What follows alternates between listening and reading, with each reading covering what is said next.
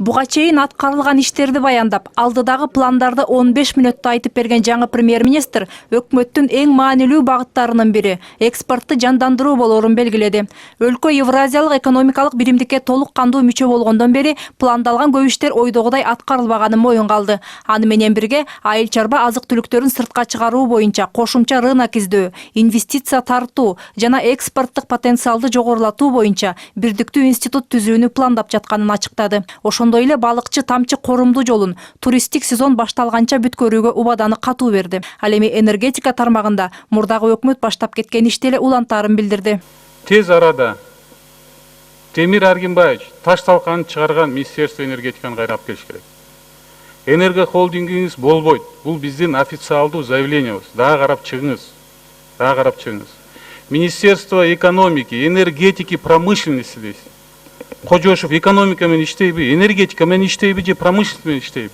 Бирок өкмөт башчы холдинг бир катар көйгөйлөрдү чечет деген ишеничте. Мындан улам экономика министринин орун басарлыгына учурда бул тармакты алып кете турган тажрыйбалуу энергетикти издеп жатышыптыр. Ошо министр Турдубай айтканда айтып, биз башкара албай атабыз.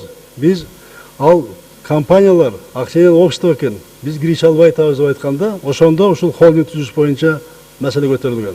2001 жылдан 16 жылга чейин мына кошу 2-3 миң адам кошулуптур. Бул реформа болбой эле кайра акционерлик коом булар көбөйүп, кайра баягы курттай эле реформага жеп атышат да. Ушул холдинг иштетип кабыл алып берсеңиздер. Ушул аста турган маселени көбүн ылдычырабыз.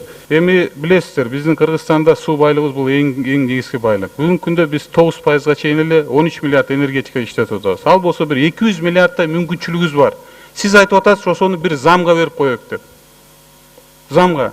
Балким айыл чарбаны зам кылыш мүмкүндүр. Дыйкандар өздөрү иштеп атат. Бирок энергетикага адам келиш керек. Жана энерго холдингти сиз болсо, аны болсо жакшылап туруп, өзүңүз жакшылап карап чыгыңыз. Коалициялык көпчүлүктүн айрым өкүлдөрү да энерго холдинг коррупциялык иштерге жол ачат деген пикирде. Анын үстүнө холдинг толук кандуу иштеши үчүн бир нече мыйзам долбооруна өзгөртүү киргизилүүсү керек экен. Мындай процедуралар аткарылганча өкмөт дагы алмашып кетпейт дегенге кепилдик жок дейт Рыскелди Момбеков. Бул канча өкмөттүн башын жуткан, сиздин өкмөтүңүздүн башын жутат. Этат кылбасаңыз.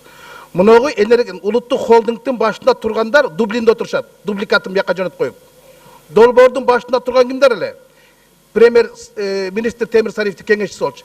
Керт башы менен кепилдик берем деп, улуттук холдинг иштейт деп. Иштеген жок, кетип калды. Балдары калды. Ширшов кеткени менен Ширшовдун системасы иштеп атат, Балкыбеков кеткени менен Балкыбековдун балдары иштеп атат. Эч кандай бул жерде болбойт. Бул уурулук холдинг болот. Ошондой эле оппозиция өкүлдөрү өкмөткө бир катар тармактар боюнча сын пикирин билдирип, өзүнүн сунуштары менен бөлүштү. Алсак коопсуз шаар долбоорунун ишке ашырылышын тездетип, кийинчерээк аны коопсуз өлкө катары ишке ашыруу зарылдыгын айтты. Ал эми билим берүү тармагында Казакстандан үлгү алып, мектеп программасына 3 тилди окутуу боюнча сабактар киргизилиши зарыл дейт Өмүрбек Бабанов.